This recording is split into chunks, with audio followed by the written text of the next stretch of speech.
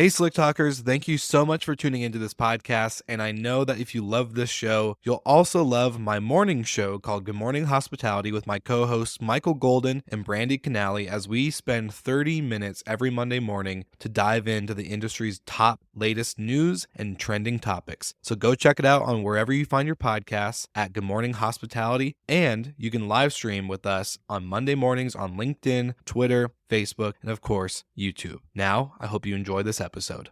Adding inventory is the biggest way that you can move the needle in your business right now, right? So most of our partners that we have, most vacation rental managers currently right now, they have no inventory on their shelves, right? But they've got all these people, these shoppers, if you will, going to their website looking for inventory, and they don't have it in there. So by adding one new property, your acquisition cost on those guests is virtually zero, because you already have this, like right now, like I have a property in Bethany Beach, Delaware. I had 2 weeks cancel. I jacked the rates up by 25%, and I literally booked both weeks within 12 hours. I had another cancellation a couple of weeks later. I jacked rates up again, even additional, and I had it booked within 2 hours. So again, you have this existing traffic already coming to it. So again, it's found money at this point. So every new property, we say it's like adding one property is like booking 100 guests, if you look at it that way, because you're going to end up converting that. Welcome to Slick Talk, the hospitality podcast where we discuss all things hospitality, hotels, and business. You can find us online at slicktalkthepodcast.com and on every podcast listening platform.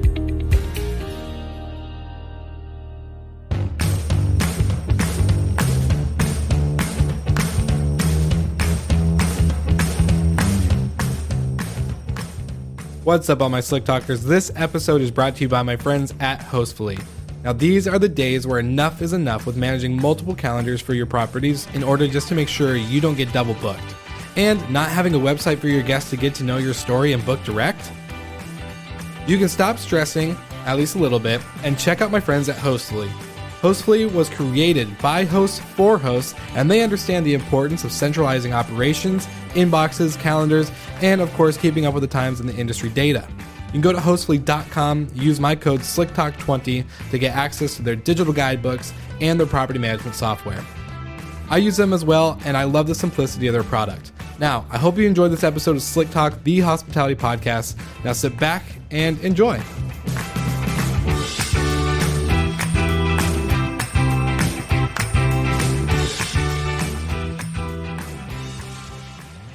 All right, everybody, welcome back to Slick Talk, the hospitality podcast. I'm your host, Will Slickers. And again, we say this often, every guest on Slick Talk is a great guest. But I'm excited about this because this is a topic I feel like hasn't really been covered a ton. We're always talking about how to get more direct bookings, how to get this, how to set up systems, how to do this. But growing inventory, growing a portfolio and a qualified portfolio, I think is going to be an interesting one to talk about. So we have the man, the myth, the legend who has created Vintory, if you haven't heard of him. And Brooke, we are so excited to have you on the show today. Let's dive in. How are you doing? I'm doing great. Thanks for having me, Will. Big fan of the podcast. Thanks. Thank you. It's always good to hear that we're doing some good work over here. But I'm excited just because as a property manager myself, I think I kind of told you the backstory, but we're starting over from scratch as a brand new company, 2021, and getting inventory. Back in the day, I felt like maybe it was a little bit easier, but now it's just like there's so much demand and not enough inventory. So I think this is a really good fitting episode. I know I'm going to learn a lot. I know the audience is going to learn a lot, but I want to dive into your story. I think you have a really unique and fascinating story. So let's jump in the beginning where you kind of started getting into this industry. Yeah, thanks again for having me. Like everybody, I just kind of stumbled into it, right? I actually was in mortgage banking, believe it or not. And so going from mortgage banking into vacation rentals isn't necessarily a direct path, but I was in a group called YPO, Young Presidents Organization, built up a pretty successful mortgage company. And unfortunately, though, because of the 2007 kind of financial crisis, had some options, had to make some tough decisions. And I was in a group called YPO, and a guy that was in my group said, "Hey, Brooke, why don't you come help me, start a vacation rental company and, let's do it. So I thought about it, and, I was making reverse paychecks with my mortgage company. Every 2 to 3 weeks, I was making $20,000 to $30,000 paychecks to cover our payroll. And leaped into the vacation rental industry back in 2007, and founded a company called Vantage Resort Realty in Ocean City, Maryland. And just really from the start, wanted to do something a little bit different. The kind of the hospitality in Ocean City at the time was, I always joke, here are your keys, get the hell out. It was the kind of the hospitality. So I wanted to build something a little bit different, and we did that. So I took a lot of my experience from the mortgage business, in the sales and marketing, and kind of incorporated that into Vantage. And we grew that company pretty quickly. So in about 5 years, we grew that company to about 500 properties under management, which I didn't really think was that big a deal until, because my biggest competitor in that market was a company called Coldwell Banker, and they had 4,000 properties under management. Oh, wow. So yeah. for me having 500, I thought I was still small, because to me, I thought, we had to get to, that 4,000 number to kind of be number one. And, the kind of the common day, question of like, how many head of cattle do you have is, how many properties do you manage? And I remember going to conferences and asking, there are people that asked me how many properties I had, and I told them 500, and, a lot of them, their jaws would drop. And I didn't think it was that big a deal, but I guess I found out later that was a lot of inventory. But so I did that for about 5 years. I learned that I really enjoyed the sales and marketing side of things. And I didn't I wasn't a very good operator. I wasn't a good COO or a GM, if you will. So I had an option of, selling my company Advantage to my partner. And I went down to Orlando, where I became chief business development officer for a large vacation rental company down there. Did that for another 5 years, really learned a ton as they expanded into multiple markets.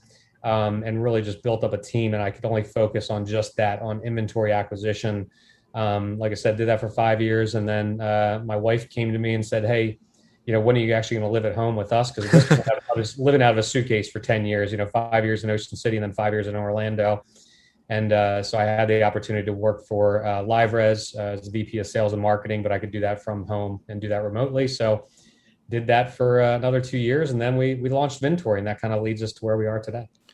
That's incredible. And there's so much to unpack. I'm like taking notes as you're going. I'm trying to keep up with the timeline. And the one thing I've seen throughout the whole podcast, like with other guests from 3 years ago to even today, is that there's a lot of niches inside our specific niche of hospitality. 100%. Like you chose, like a lot of people pick trust or revenue management or dynamic pricing, or revenue management, dynamic pricing, same thing. But you know what I'm saying, and then you pick inventory as your number one spot, which I just find super fascinating. And I want to learn, I guess my big question as the operator side with your guys's main company that you had with 500 units, what are the differences that you're seeing operators have now than you had when you guys were growing? Like, so when you guys were scaling up to that 500 mark, is there any comparables from companies that you guys are signing on today with Vintory and how you're helping them find new qualified properties? Well, I think that in general, just the entire industry has really grown up. And it's funny, I was at a conference with Jason Sprinkle a couple of years ago, and we kind of were chuckling. He's like, man, look at our little industry. What happened? You know what I mean? It used to be just everyone coming in flip-flops and Hawaiian shirts.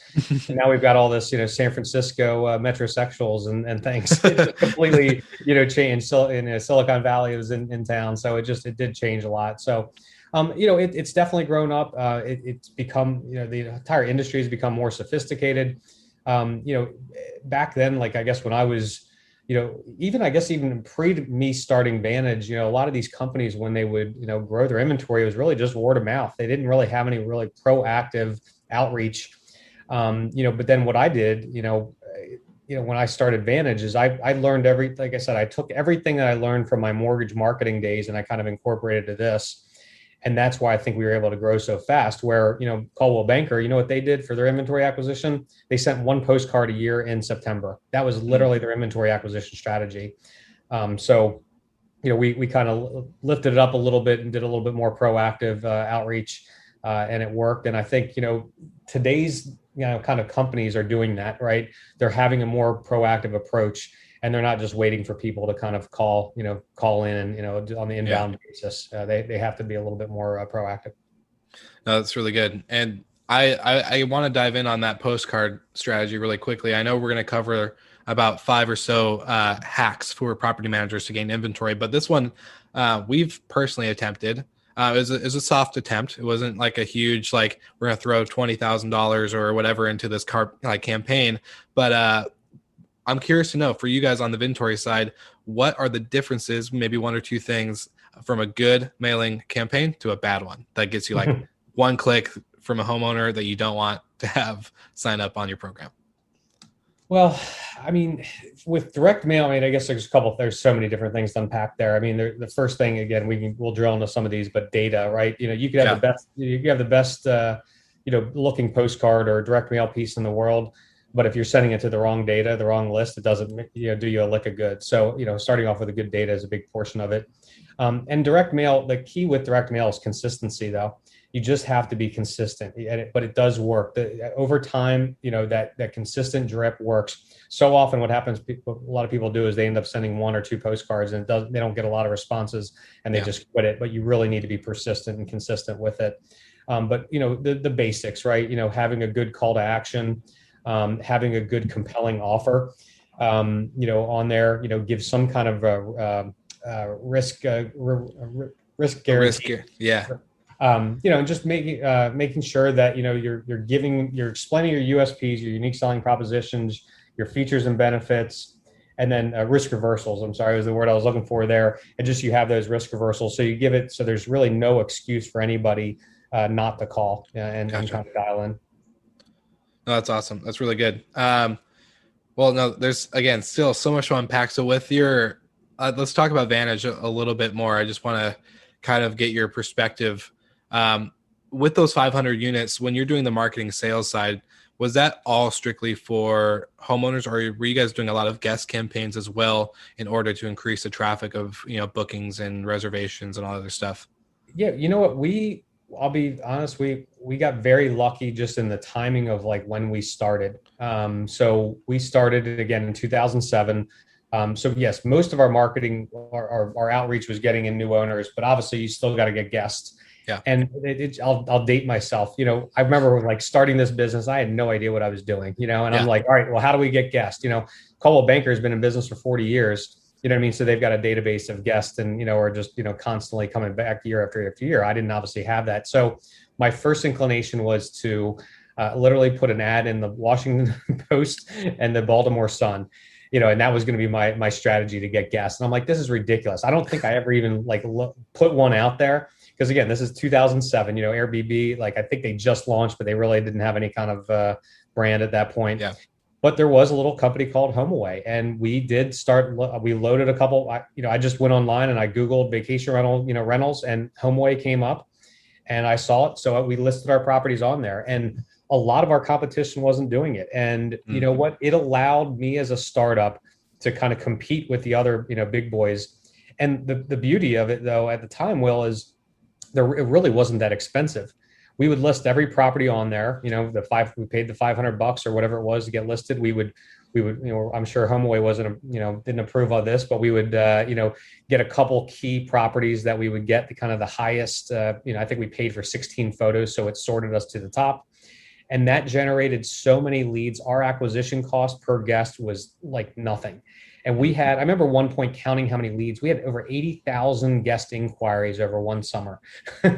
Okay. To give you an idea of the volume we were getting. Now, this is later on, years down the road, but the fact that HomeAway, look, a lot of people have some things to say about HomeAway and the OTAs in general and things like that. Mm-hmm. But had we not started back then, and the kind of the pricing model wasn't set up that way, I don't think we would have been as successful as we were. But we were able to, we filled our calendars all the time. We had no problems on the guest side. So really, to me, I realized for us to grow this business, it was all about inventory acquisition. If you don't have inventory on your shelves, you don't have a business, right? Yeah. You could have 1,000 guests coming to your website a day, but if you don't have any inventory on your shelves, again, you don't have a business. That's really good. And that's it brings up a point that with Damian Sheridan, when I was speaking with him and a few others on the Book Direct Network and talking about, what is a direct booking? And we talked about I think a lot of people get so anti-OTA, which again, there's a give and a take with them, right? But I think what you said was perfect. It was the customer acquisition cost. And, I would rather much have a 3% Airbnb customer acquisition cost than a, $500 per lead that doesn't even book. Like I think there's a give and a take with that. So it's really good to hear. Now you kind of mentioned briefly, inventory on the shelves. Okay. So you can have full calendars and you have, let's say you have the 500 properties, but they're all full and you have 1,000 people coming through. There's 1,000 people coming through that can't book and you can't grow your business. So inventory, again, is so key. And so I want to talk to you.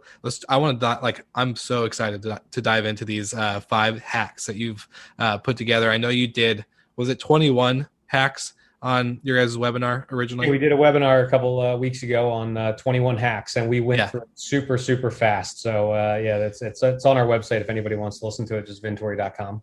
Perfect. Yeah. And I'll make sure I'll find the link and we can get that pulled into the show notes here.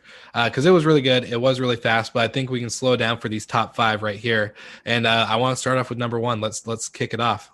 Yeah. So, I mean, to me, it's the lowest hanging fruit. If you're a vacation rental manager right now, the lowest hanging fruit you can do is update your landing page, your property management page, your owner page, whatever you want to call it. But the first thing I would always recommend to do is, first off, it blows my mind that very often people make it so difficult and challenging to find. If you go through the valuation of what one new property is worth in your rental program, you start doing the math on this, you'll look at it totally differently. And we can talk about that later. But what I would actually recommend doing is putting like a button in the upper right-hand corner that says, partner with us, list your home, something like that, that's, the contrasting color that gets them to that landing page. That is key number 1.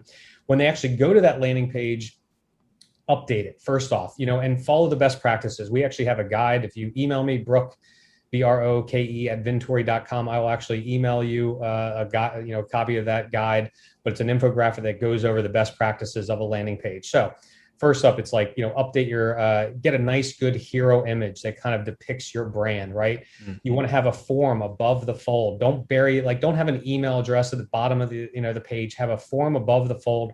Don't ask too many questions, right? So often people will list like 30 questions because they want all this information. Just ask whatever you need, the basic essentials to make a decision, or at least to get a hold of them.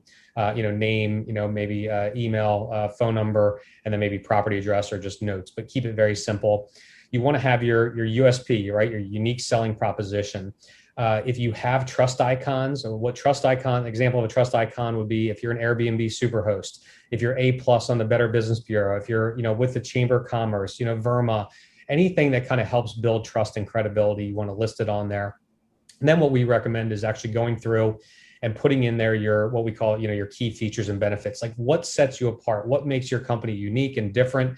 And here's the thing, like when we go through this exercise, when we meet with any new partner, we, have this whole, we call it our key messaging report. We meet with them for a couple hours and we actually go through and really flush out what sets them apart. And a lot of them are like, I guess revenue management, but everybody does revenue management now. And I'm like, but here's the thing. If nobody else is communicating it, highlight it, right? Make it, point it out, that show what you're, that you do these things and highlight those kind of features. If you do triple inspections, do that, you know what I mean? Whatever sets you apart, there's key features and benefits, list each one of them. And then there's a whole other series of different things, but I could take up the entire show just describing it. But again, my whole point is update that landing page, because you have organic traffic already coming to your site. You have owners that are coming to your site right now, and you just most people don't have a good funnel to kind of optimize them and capture them. And one last little kind of kicker is put chat on there. Chat does convert instantly, and there's tons of different chat bots out there you can use. Our Vintory platform has chat built into it as well, but it will increase your conversion rates immediately from day one. 100%. And I'm going to speak as a testimonial to this, because watching that webinar with you guys, we immediately changed our whole, our website was totally guest facing in the beginning, which is great to have. But right now, like you said, we don't really need to have a guest face. We're going to have it in the future, but we don't need it right now. This is not our problem, is getting bookings. We got bookings. Right. We're full. We're great. Life's good. Owners are happy. But for new owners to get on, we didn't have anything like that set up. And we immediately made those changes. And I'm not even kidding you. Every organic piece of traffic we had come to our website we at least got, I think, a good like 40% return on that change, just because like we would get like one person maybe submit, and then we had 20 in like a day. We're like, oh, this is good. Like, it's really easy. It's really simple. And I think putting that trust part on there too, because we did, our partners, like a little strip there, just kind of showing like who we work with, Airbnb, Verbo, Noise Aware, Safely, whatever, and that does really help. We had a lot of people comment, what are these things? I've seen them on, Facebook groups, or I've seen them listed with a friend or at a property I stayed at. There's a lot of cool ways that you could do that. And I think it was, I just want to be a testimony to your guys' your points there, because they work. Awesome. Yeah, they're perfect. So, okay, let's go to point number 2 though. I want to hear more. All right, let's drill down. Data. So again, 50% of all marketing comes down to data. So, where do you get that data list? And this is why we have 5 data scientists on our team. Literally 10% of our entire staff is our data scientists, because it's so important. So what I would recommend, it's like, all right, who are you going after? So there's a couple different ways you can get this. The first is like tax records, right? A lot of states and counties and things like that have public tax records. You can download the data. Obviously, it's free. That's the cheapest place and the best place to start going. Often it's tied and affiliated with your MLS service. If you have a real estate wing or division, you can pull it from there. But sometimes it can be cumbersome. Sometimes you can only download like one record at a time, and that's just not feasible. So the next area we would recommend going to is just a list broker. There's tons of them out there. If you just Google list broker, there's exact data. If you just Google them, there's Info USA. There's a bunch of them out there. The key though with list brokers is twofold. First, what you want to do is you want to make sure that you're asking for absentee owners. Absentee owners are where the mailing address and the property address are different. And that is usually an indicator of a real estate investor or a second home. Second, what you want to do is a lot of these companies, you can actually do what's called email and phone appends. Get that. Even if you're not going to email them, even if you're not going to call them and things like that, you still want those. And I'll explain why in a little bit, why that's important. And then from there, there's a couple different places you can go. So in many kind of the cities and towns and things like that, if they require a permit, you can actually request from that county, from that town, whatever city, municipality, whatever happens to be, you can actually request the vacation rental permit list. Now, they're going to push back on you. They do it. They make it very challenging in most towns. Sometimes they'll literally make you go down there and actually like pay by check. And you have to I literally, one local county courthouse, they gave it to me on a CD-ROM. I'm like, I don't even have a CD, I don't even know where to play this and download this thing, so they don't have to make it easy. But here's what you need to do is quote the Freedom of Information Act, and they have to release it to you. So if you mention that, they will, but again, they won't make it easy. And then the last place you can get data is you can actually hire people. We recommend Upwork is a great place to hire these kind of people, but you can actually scrape the OTAs. Now Airbnb masks their addresses. Verbo, I think like 70 or 80% of the addresses are you can get, and then some of the other ones you can get all the addresses. And what you do though is you want to overlay all this data, right? So this is why you need a data scientist. So again, I'd recommend going to Upwork. Unless you've got mad Excel skills, you're going to have to hire somebody on Upwork to do this. But what you're doing, Will, is you're overlaying all this data on top of each other. So now you have the property address from the OTA, but and a lot of the information that comes from there is pretty impressive. It shows you if they're a professional property manager, if they're an RBO, how many bedrooms, what their number of reviews are, what their review scores are, ADR. It gives you tons of data for filtering and segmenting in the future. But when you get this and you start overlaying it all the other stuff, because again, remember, you're only getting the property address from the OTAs, and all the other data is helping you match and get the mailing address and all the other contact information. But at least this gives you kind of a really good data set. And then what we recommend doing is actually segmenting your list. And you can segment it a couple of different ways. And again, I'm going to like the pro version here, but so you can segment it by what we call like our A targets, our B targets, and our C targets. Typically, we like to hit our A targets on a monthly basis. Our B targets, we like to hit on a quarterly basis. And our C targets, we hit on an annual basis or semi-annual basis. And this, when I say we, I'm meaning, this is the strategy we do on behalf of our partners at Vintory. So you can do it that way. And then you can even go one step further, is you can actually start segmenting by personas. So we have like 3, 4, 5, 6 different personas that we set up.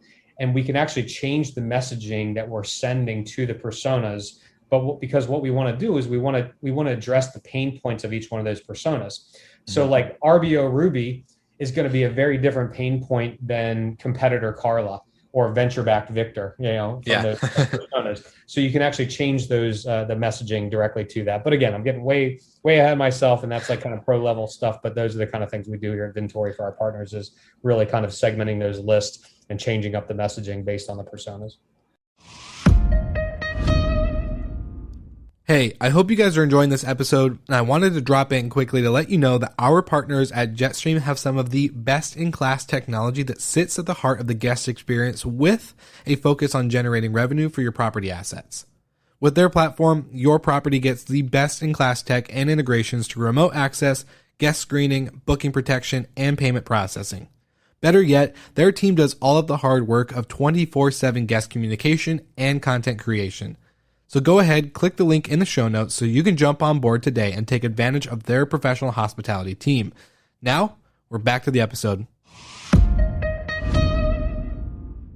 With all that information, you could definitely tell this is what you do for a living. Like, this is like just watching you go, I'm like, man, this guy, like, it's memory. Like, you knew it like the back of your hand, just watching you see it. So that's really cool. And I want to like ask, I guess that for a person like us, so like, We've done the mailing lists. We've gathered some data, whether it's, absentee owners with emails and all this other stuff. And we create campaigns to kind of hit those pain points like you're talking about.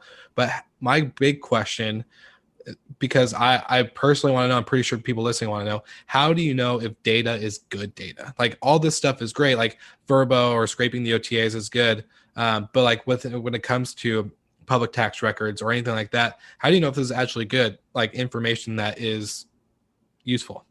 Yeah, no, I mean, that's actually a great question, because data, especially now where you're seeing, so many homes are selling, Yeah, it is exactly. becoming outdated. And it is true. I mean, you just have to constantly update it.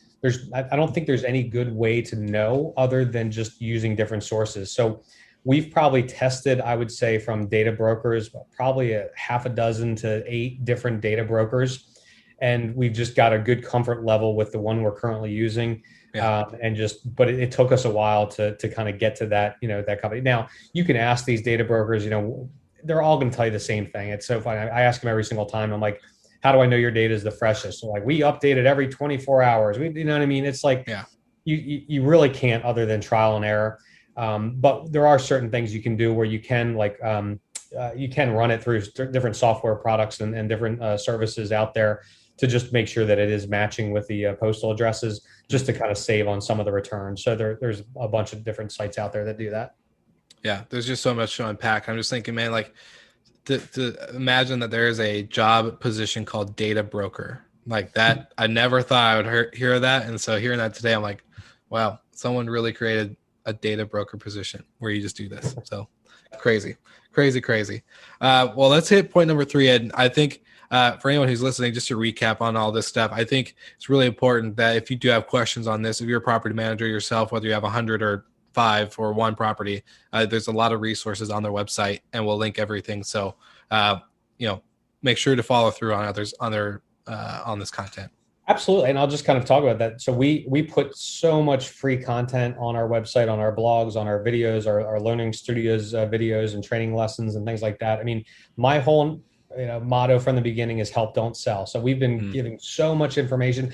I literally give the keys to like how to do this, online, because I know it's difficult. I know it's challenging. I have no problem giving this information out to everybody to do it themselves. I'm not like, we don't have any secret sauce really, for what we do. It's just a lot of hard work. I mean, we have 50 people on our team doing all this for our partners, right? Yeah. And really kind of leveling the playing field, allowing the kind of small mom and pop shops to compete, and go head to head against them. So I give all the content out there on our website. Feel free to take a look at it and do it. But I also know how hard it is. And I also know I've been in your shoes. I know the bandwidth issues. I know that vacation rental managers are wearing 20 different hats. It's, and I know what's going to happen is they don't have the bandwidth and the time and the expertise to do it. So hopefully, that pays back and they end up calling us and just hiring us to do it for them. But again, if you want to do it on your own, the information is there.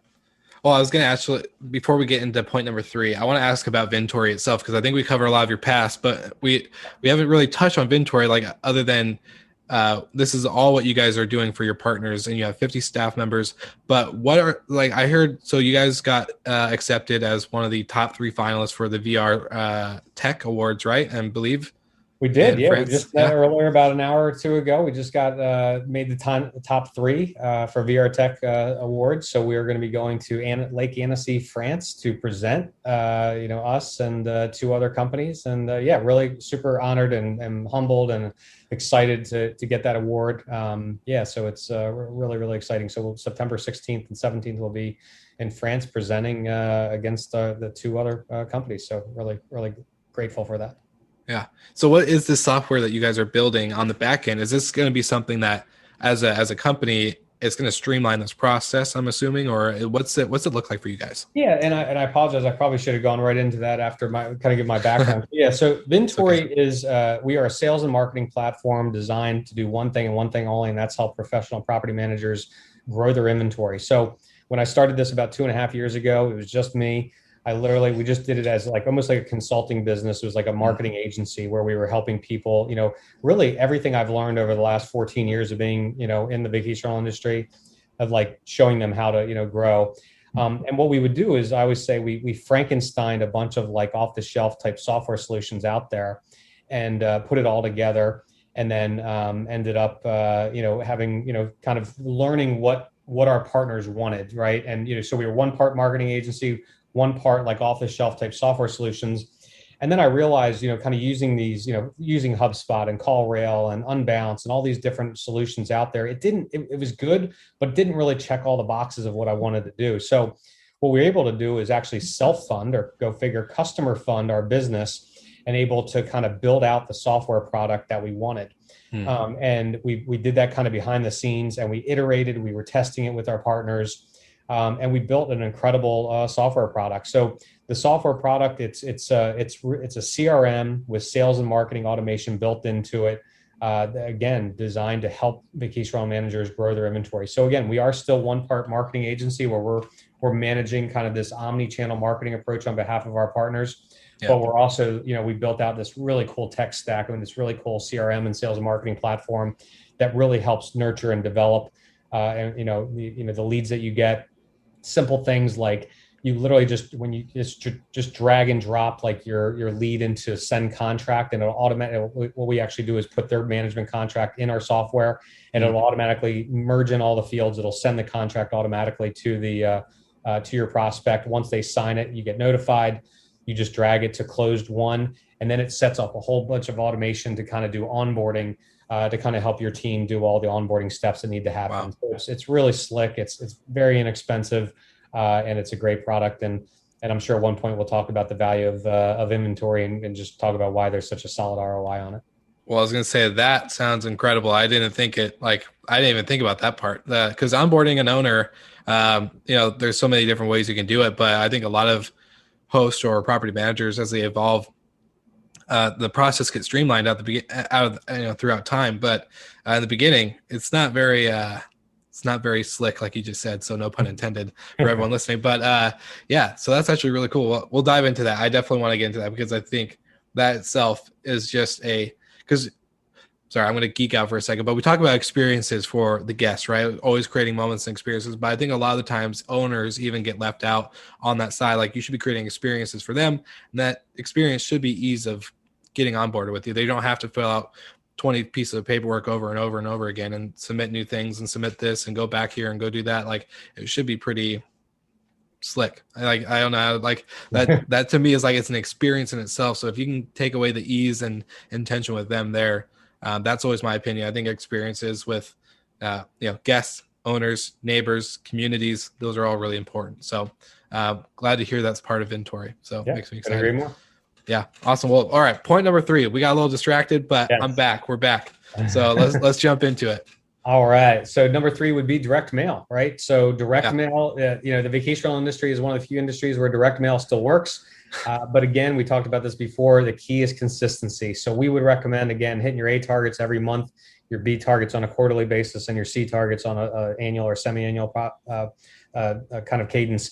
But yeah, vary it up, do different things. So, postcards, we're still big believers in big 6x11, like high quality, good looking images. Follow a lot of those best practices we talked about. The landing page, obviously call to action, give them multiple different ways to reach out to you, whether it be through email, through text. More and more people are like, they prefer to actually texting. And then you want to put those same things in there, the risk reversals, USPs, trust icons, social proof, all the kind of core elements of your landing page. But again, vary it up. We actually have 12 of these robots. These robots write handwritten letters that look, you would never know they weren't written by a person. And those stupid little handwritten letters get an incredible response rate. But again, you want to vary it up. Some other strategies we recommend is like market reports. So we love key data dashboards. We're big fans of key data dashboards. Partner with them, sign up with them, get some of your industry data, your market data, and create a market report. So we actually create an 8.5 by 11, almost like postcard. So like an 8.5 by 11 piece of paper, but it's like postcard stock.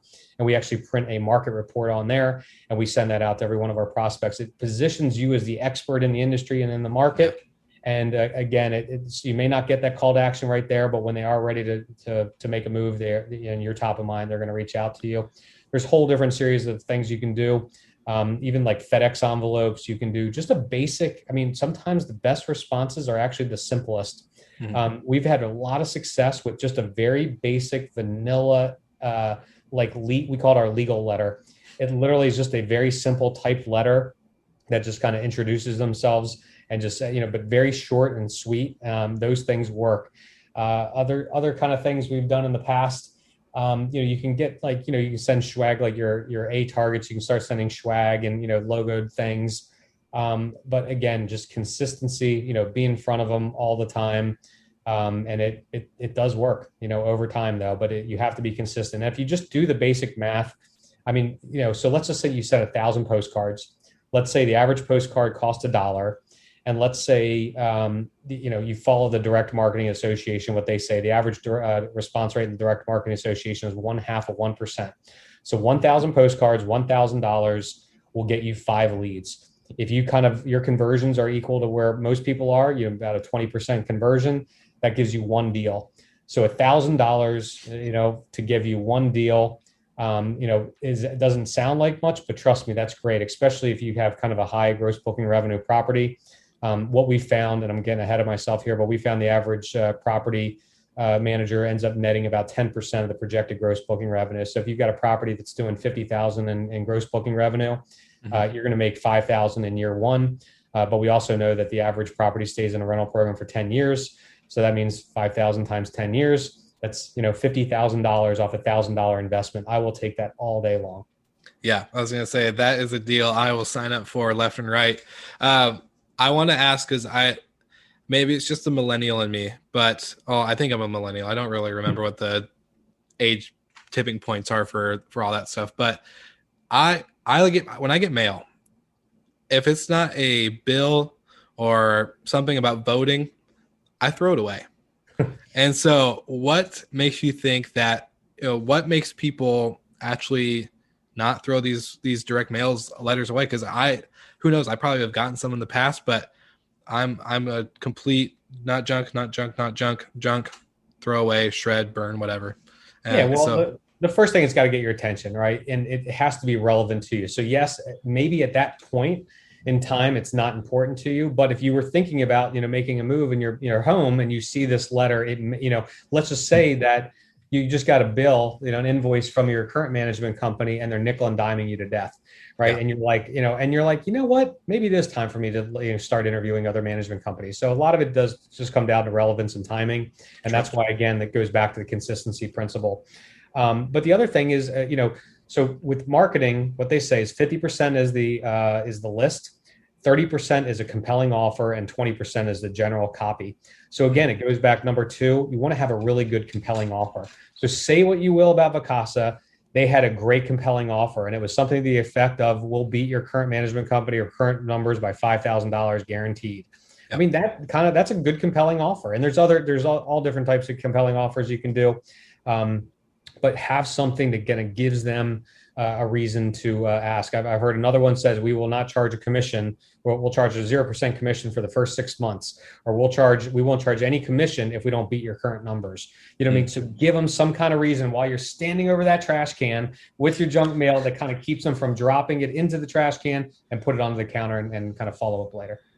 I love that. I even have a friend in Texas that says, I will not take a commission if I don't get you 5-star reviews. If I get anything below 5-star, no commission. That's it. And it does great. Like, he is the man with, like, him and his team have nothing but 5 stars, and they have thousands of them. And I'm like, holy crap. Like, they do really good when it comes, because that's, yeah, it's a good one, but it's a risky one. I told him, I was like, man, did you think about that at first? He's like, oh yeah. But when we set up our company goals, our mission statements, our core values, we want nothing but the best for our guests, for our owners. And that's what it is. So perfect example of a compelling offer. So another example is my buddy, David Angotti.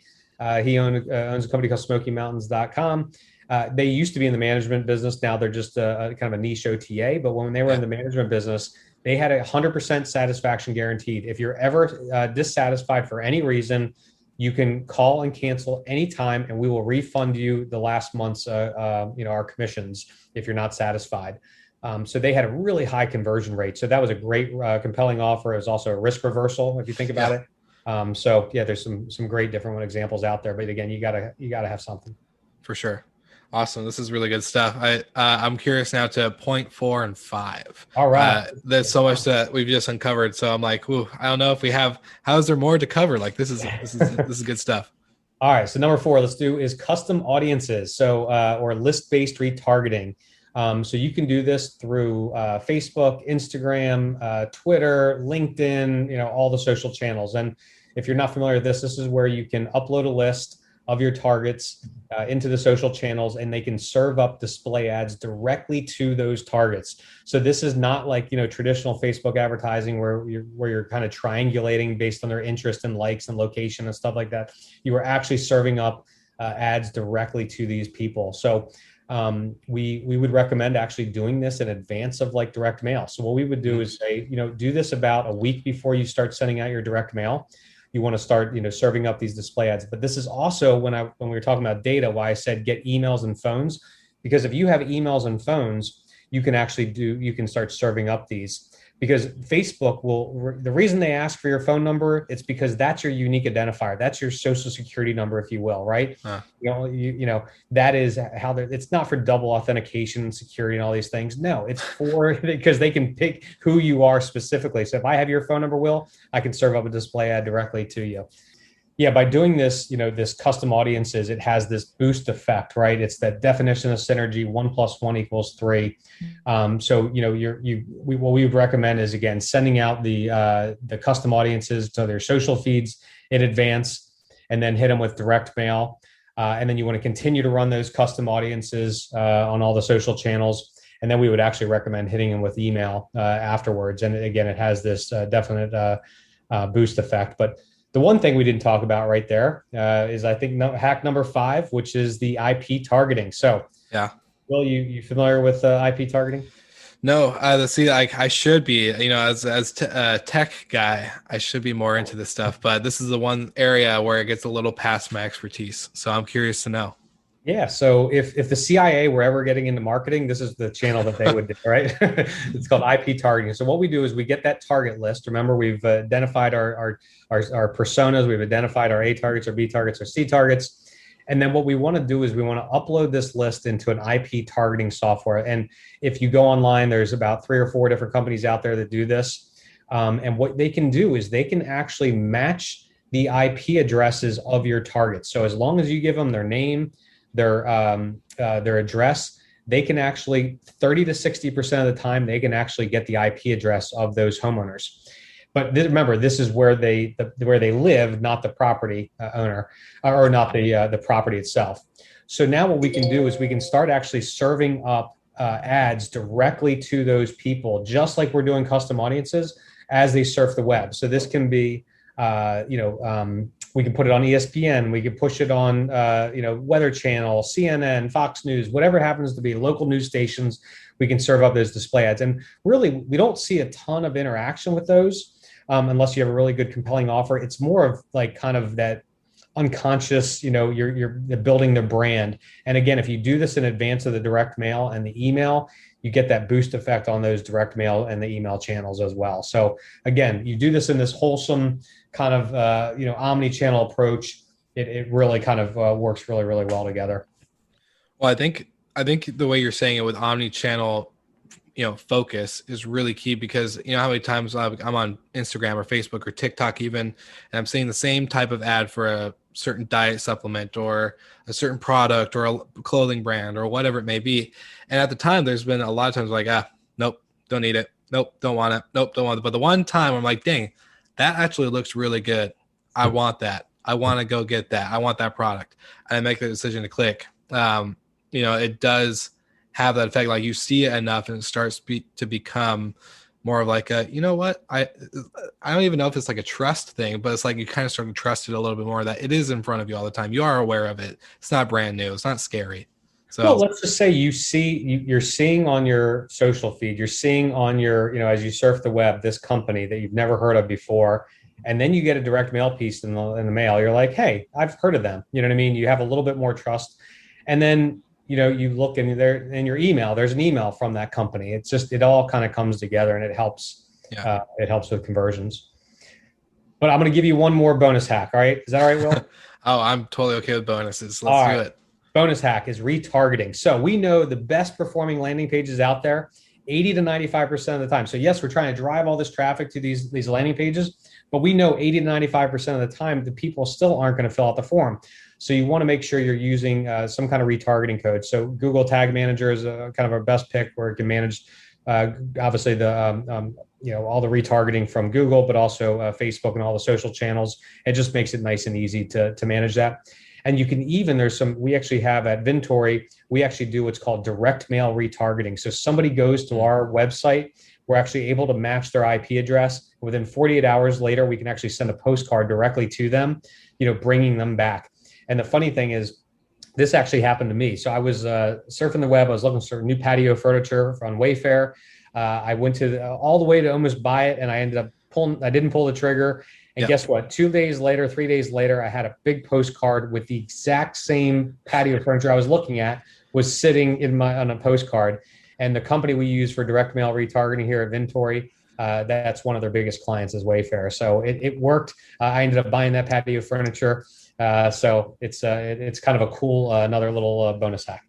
Yeah, no, I love that. And I think it's something we can learn, because I think channels like Airbnb, Wayfair, Amazon's really good at this, that abandoned cart type situations. Like you get close to pulling the trigger, but you don't do it. Well, I did the same thing with Airbnb. I was looking in San Diego, and I was like, yeah, I'm not going to go. I'm not going to go to San Diego. I'll leave it alone. Well, guess what? Directly, a day later, wake up to my email and there's San Diego's calling, and it's an email from Airbnb, and then of course a notification pops up on my app or my phone, and it's a good refresher and reminders. Like, at the moment I didn't feel like clicking the trigger of the book now button, but now this morning, now that maybe I'm not as tipsy from the night before and making a dumb decision as I'm sober minded or whatever it may be, I can make that decision and go for it. It's kind of like a good refresher. And I think we can learn a lot as property managers, not only for our guest, marketing, but for this type of stuff that we're doing with owners and inventory. It's really key. So we're always learning from other industries, and I think it's a good thing to do. But I have a question for you to kind of top this episode off. And what is, let's say, the biggest takeaway as you guys are partnering up with all these companies? Like I'm seeing, like, talk about omnipresent. You guys with Vintory itself are omnipresent. I see you on Instagram. I see you on LinkedIn. I see you on Facebook. I see you guys everywhere. So what is the biggest takeaway that your partners are getting right now? What is I guess you kind of mentioned earlier, what's the value of a good portfolio like this to a vacation? Like we talked about, that comparison, if you spend $1,000, you get 50,000. It's a really good return. But what is the real value? How do you get this like takeaway, business acquisition type value for your guys' partners? Because this is something that we kind of covered in the pre-chat, but how do you determine that? What's the biggest? keep going. Explain. Explain a Yeah, little bit maybe more. I think I'm asking two questions at once. Okay. But what's the biggest takeaway that your guys' partners are getting right now with Vintory, with all these new things happening? But then with this return or these takeaways that they're getting as a company, how can you determine the value of a proper portfolio? Got it. So, I mean, the first thing is, adding inventory is the biggest way that you can move the needle in your business right now, right? So most of our partners that we have, most vacational managers currently right now, they've got they have no inventory on their shelves, right? But they've got all these people, these shoppers, if you will, going to their website looking for inventory, and they don't have it in there. So by adding one new property, your acquisition cost on those guests is virtually zero, because you already have this, like right now, like I have a property in Bethany Beach, Delaware.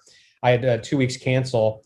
I jacked the rates up by 25%, and I literally booked both weeks within 12 hours. I had another cancellation a couple of weeks later. I jacked rates up again, even additional, and I had it booked within 2 hours. So again, you have this existing traffic already coming to it. So again, it's found money at this point. So every new property, we say it's like adding one property is like booking 100 guests. And if you look at the value of inventory in general, it can be a couple of things. So like I had one partner that told me, he said, Brooke, I never want to grow more than 100 properties.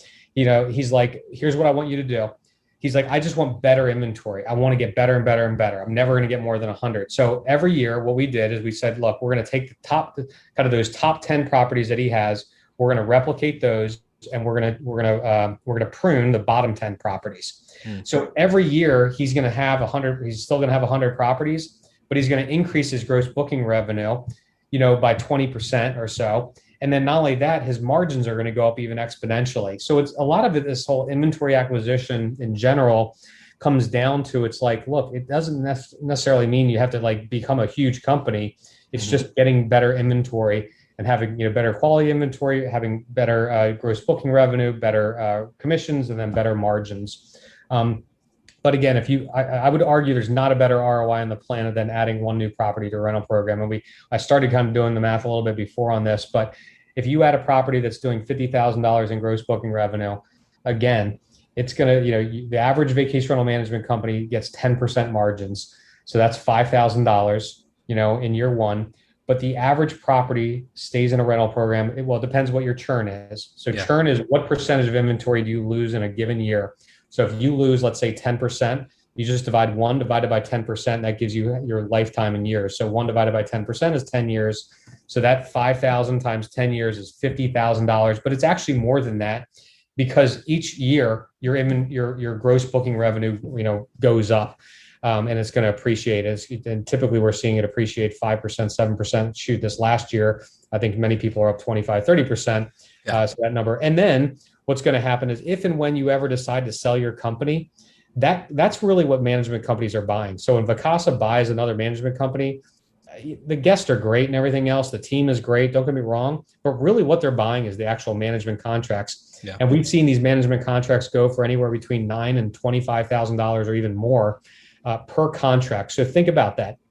If you have one property, one management contract, that's between $9,000 and $25,000 is really the true value of that contract when you go to sell it. So you make money year after year after year, and then if and when you decide to sell your business, you're going to get a lump sum for every one of those. Yeah, that's amazing. And we've heard a lot of cool success stories with that. With especially in the beginning of the pandemic, with a lot of people selling off a good chunk of either just inventory itself, not the company, but hey, we're going to sell a portion of our portfolio. They get that equity or cash flow or whatever you want to call it to keep their business afloat. And then they go out once the pandemic started recovering a little bit more. They went and scooped up more inventory, and boom, they're back to getting more gross revenues again. So really good stuff. Really good stuff. Well, Brooke, we always say, everything's in the show notes. You can click the links in the bottom, but I love to have our guests be able to do a shameless shout out. So number one spot for people to find you and get more information. Yeah, it's real simple. Just go to Vintory.com, Vintory.com, or feel free to reach out to me on LinkedIn as well. So yeah, I appreciate the time. This is fun.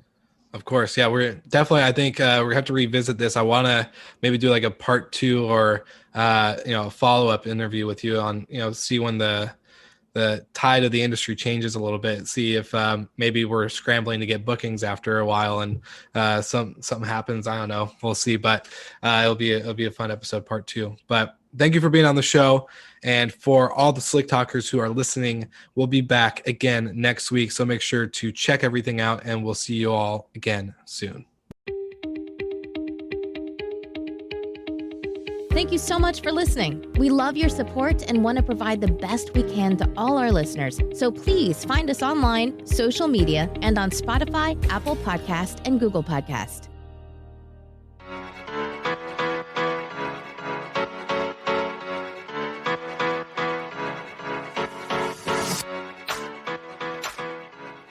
Smart locks, smart thermostats, automation, and a solution for any hotel and vacation rental company.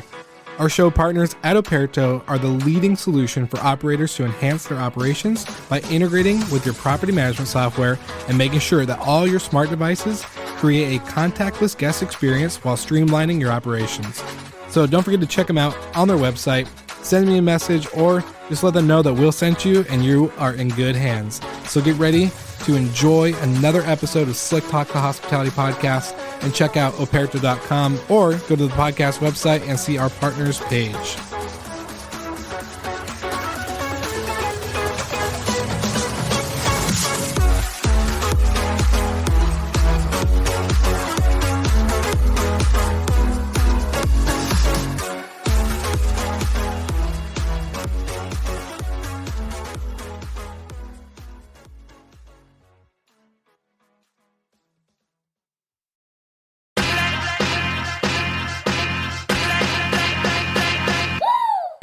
What's up, everybody? If you've gotten this far into the episode of Slick Talk, the Hospitality Podcast, then you are amazing, and thank you so much for tuning in. We want to send you 2 places really quickly. If you can, check out the show notes and click the hospitality.fm link. Check out all of our other shows on the podcast network. And don't forget, if you have someone that you want to hear on the podcast, then fill out the guest fill out form so that way we can get them on the show. Thank you so much for tuning in, and I hope you enjoy another episode of Slick Talk, the Hospitality Podcast.